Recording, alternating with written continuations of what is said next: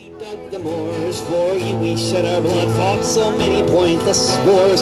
Now you try to tell us there is nothing we can do. You say the world around us belongs fairly to the few. Next up, coming up to the mic is Ahjamu Umi from SEIU 503 and HIFE. Housing is for everyone. And talking from that angle.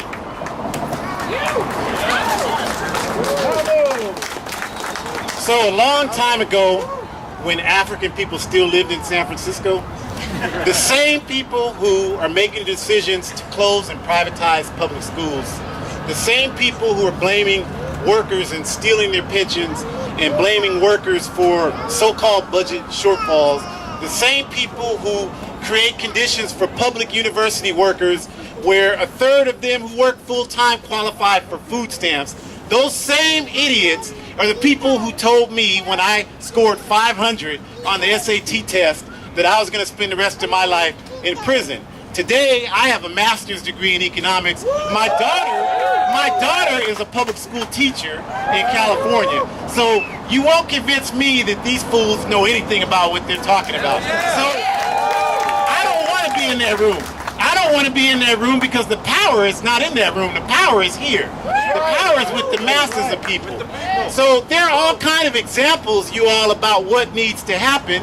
The question is whether we're serious enough to follow through with it. With the university workers in this state just now, just got a pretty damn good contract, and the reason why it happened is because they were ready to strike.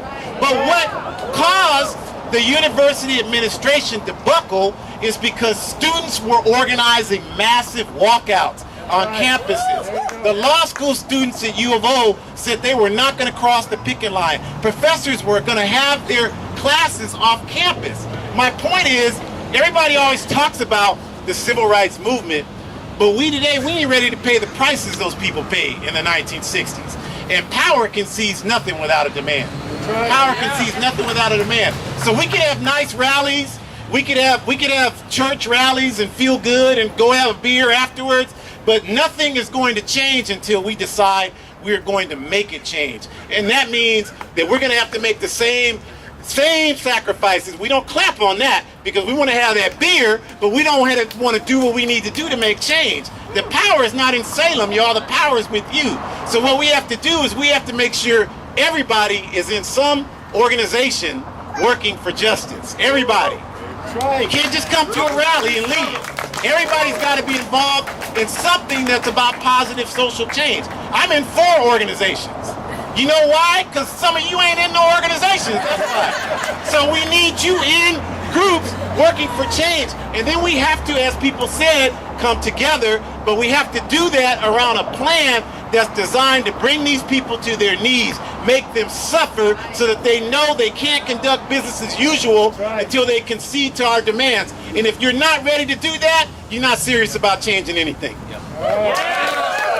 When all the wells run dry, you say you own the very rain that falls down from the sky, but it's the clouds